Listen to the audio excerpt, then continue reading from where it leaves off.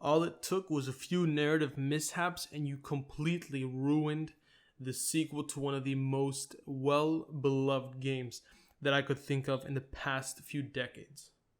Yes, this video will contain spoilers, but trust me, you're better off knowing the spoilers and saving yourself $60. So here's the deal. I have about 10 minutes to completely decimate, to demolish, to burn down the storyline of The Last of Us Part 2 and build it back up block by block, piece by piece, until we get something that is at least somewhat worthy of being called the sequel to one of the best games of our generation. Now, there are two conditions that I must abide by. Number one, I have to maintain the same characters from the actual game. And number two, although I'm going to be demolishing the story and plot, I have to build it on essentially the same foundation. So the premise has to remain the same. Now, I know what you're thinking. Wouldn't it be just easier to completely disregard any new characters and just call it a day? But see, the problem is that that is just too easy. In fact, what I want to do, the point of this video, is to take a shaky premise, the idea that the surgeon in the first game mattered, okay, somehow, and actually turn that into a plot that is somewhat decent and workable. Alright, here goes nothing. So we begin our story back where the original game ended. Okay, Joel goes to the hospital, he's about to deliver Ellie, find a cure, yada yada yada. Everyone's safe. But we all know what happens at the end of the story is that Joel has a change of heart. They have to, in essence, kill Ellie at that point in time to extract an essential sort of ingredient to the cure. And so he decides, he's like, nah, I'm not going to go through with this. And he saves Ellie at that point in time. And he kills a lot of people along the way. Now, this is important. And you got to keep this in mind as we progress. And so part 2 kicks off right after that.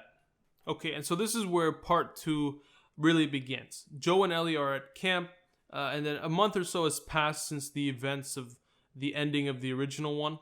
And so what happens is Ellie eventually finds out that Joe has lied to her. And you can imagine she's devastated because she wanted her life to, in essence, mean something, and that she was the key to a potential cure, and for Joe to take that away from the world, she thought was selfish.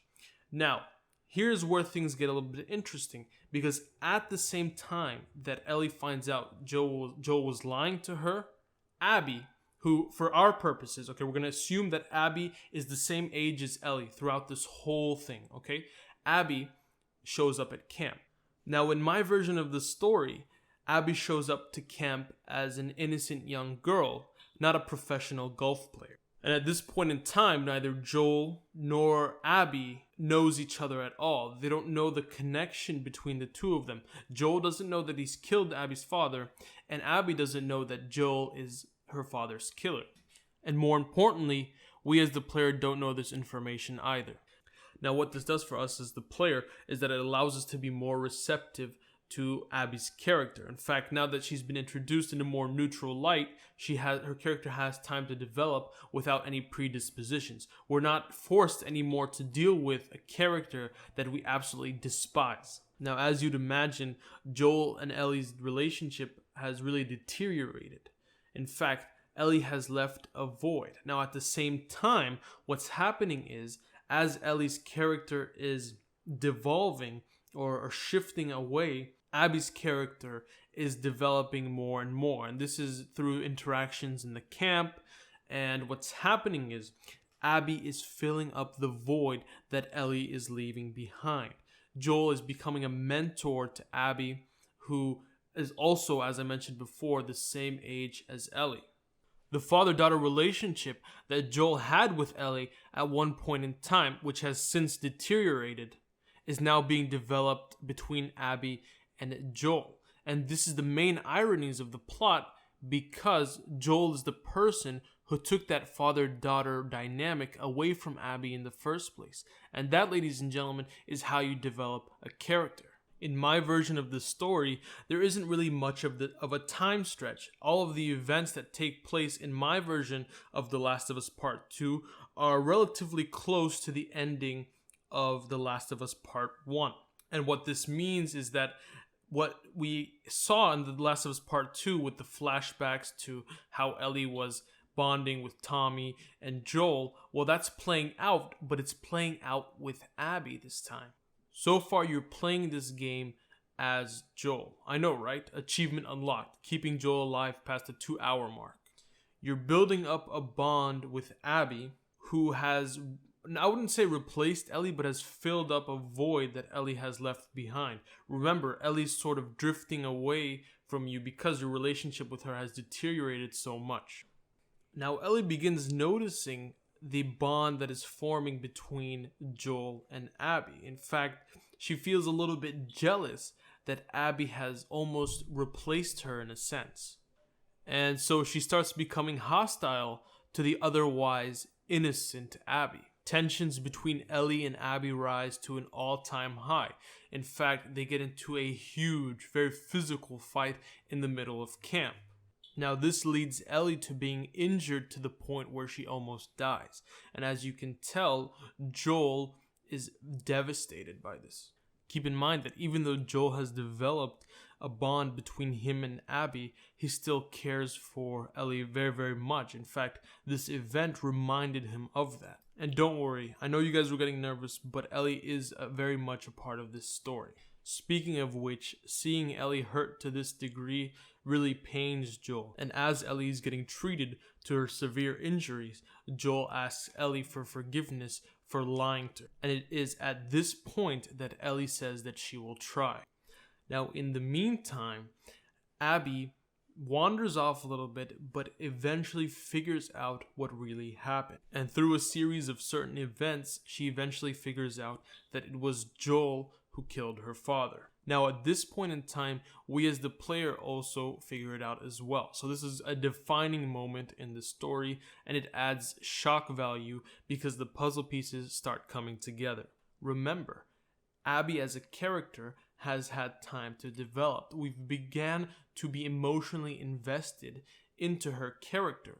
And besides that, she hasn't done anything yet to piss us off. Remember, in the original game, in the game that you have right now, the disappointment that you have right now, Abby has just done horrendous actions that there's no possible way that we could sympathize with her.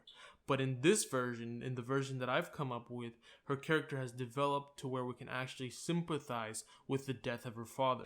Now, maybe not completely, but we aren't completely indifferent either. I think this is where the actual game itself, the real game that actually came out, messed up the most. You cannot expect us to care about a character when you haven't developed them, when you've actually given us a reason to hate them rather than actually like them. Not only that, but Naughty Dog made the mistake of making Abby a generally uninteresting character. If you want to introduce a character that you want us to sympathize with and you want us to like, that's fine. But what you can't do is throw a bland character at our faces, have them kill one of the most beloved characters of the franchise, and then expect us to like that character and sympathize with them. On top of all of that, you introduced Abby with a weak plot link. Who cares about the fact that she's the daughter of the surgeon you killed? It just doesn't really get the tears rolling. That simply is not good enough. I do think the manner in which Naughty Dog went about in adding Abby as a character in the sequel is one of the largest contributing factors to the demise of Part 2. Now, as you would imagine, Abby is just devastated.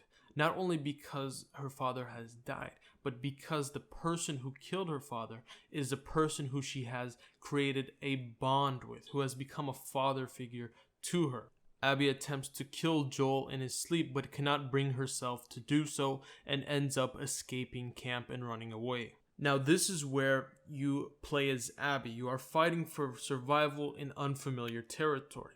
Eventually, you're able to form a group with people. However, even though you weren't able to kill Joel, you couldn't bring yourself to do it as Abby, the idea of revenge is still lurking in your mind. So as you play as Abby, you form a very strong survival group that grows in strength. In fact, you reach a point where you are now able, and you decide to wage war on the camp that Joel and Tommy and Ellie are in. And you do this with revenge in mind, with intent to kill Joel. You and your group that you have formed prepare yourself and gather arms for war. Now, admittedly, I took inspiration for this quote-unquote war from The Walking Dead, where you had the governor's colony versus Rick and his group. But I do think that it would have been a nice addition to this game, where even though the combat is individualized and much more focused on stealth, having a large-scale conflict between two groups would be very interesting to see. Now we begin approaching the final hours of this game. And at this point in time, you begin playing as Ellie, and you're working with Joel and Tommy and the people in your camp to fend off attacks from Abby's group. Now both sides are experiencing a lot of bloodshed, and the conflict gets worse and worse. Eventually, the conflict between the two factions gets so bad that it becomes an all-out war for Seattle, and it becomes a very large-scale conflict that occurs all within a few-hour period. Now, if you've ever watched The Walking Dead, it's similar to when the governor attacks the prison that is holding Rick and his crew. But in this case, it's on a much larger scale. The conflict has become so bad that innocent civilians are dying. Times have become brutal and desperate. So this is how I think the idea of revenge should be applied, because it was misused in the initial game. The way I want to approach revenge in my storyline is I want to apply it on a bigger scale. I want the conflict between two factions in which each faction commits horrendous acts against the other faction. I want that cycle of revenge to come to fruition. And you as the player are put right in the middle of this cycle, and you're witnessing, whether you're playing as Abby or whether you're playing as Ellie, in the midst of this conflict, you're witnessing some of the closest people to you, your friends, your loved ones, being slaughtered in the most horrendous of ways. This is the desperation that I want to paint in my storyline. I want this conflict between the two factions to really serve as an emotional roller coaster to you as the player. Now, eventually, after a long period of this back and forth conflict, Tommy and his crew gain intel on the whereabouts of Abby, and you, playing as Ellie, and Joel go on a mission to end this conflict for good, just like good old times. Now, at this point in the story, the relationship between Joel and Ellie is beginning to improve. You have been witnessing a much larger conflict and are getting through it together, similar to how in the first game you got through a lot together as well. Now remember, Joel also has a bond established with Abby that can't really be forgotten. So Joel and Ellie infiltrate Abby's base, and Abby escapes into the tunnels of Seattle, and Joel and Ellie pursue her. Abby and her goons ambush Ellie and Joel. Joel fights the goons, and you as Ellie fight Abby. Ladies and gentlemen, prepare yourselves, because this is the ending. Now, after some gruesome combat, you as Ellie are about to kill Abby. You have her, and you have the knife to her throat, and you are about to kill her.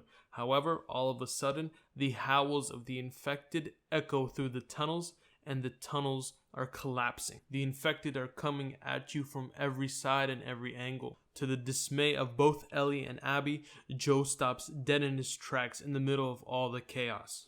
Joel understands that they cannot all make it out alive. Joel explains that he must stay back and buy some time for both Ellie and Abby to escape. Joel faces much resistance from both Ellie and Abby, who obviously care about him. Joel looks up to Abby and Ellie, and this is what he says. He explains to them that his actions have wronged both of them, and he asks them for his forgiveness. He explains to them that although he lost a daughter, he gained two more. Joel tries to hold back the infected as much as he can, but eventually they overrun him and rip apart his body. Joel sacrifices himself to save the people he loved the most, and he dies a hero's death. Joel's death in this instance is significant because his acts of selflessness compensate for the loose ends that were caused by his acts of selfishness in the past. And most importantly, our beloved character dies the hero's death that he deserves. Both Ellie and Abby, although barely, make it out alive. And eventually, they find it in their hearts to forgive Joe for the actions that he's done in the past. Ellie forgives Joel for lying to her, and Abby forgives Joel for killing her father.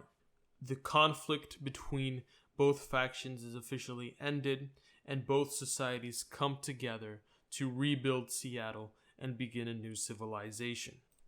And that, ladies and gentlemen, is my storyline for The Last of Us Part 2. I hope you guys enjoyed it. I built the story from the ground up, and I try to do justice for The Last of Us franchise, especially for the original game. And I wanted to make sure I did justice, especially to Joel, who unfortunately received one of the worst deaths in video game history. Believe me, I understand the frustration and the disappointment with the sequel to the original game. It absolutely just took a hot dump on everything that The Last of Us, the original Last of Us, worked so hard to establish. Ladies and gentlemen, thank you guys for watching. Hopefully you were intrigued and enjoyed this video. If you have any other storylines you wanted me to take a look at to build from the ground up, just send them my way. I'll be more than happy to take a look. Alright, having said that, take care and I'll see you guys in the next one.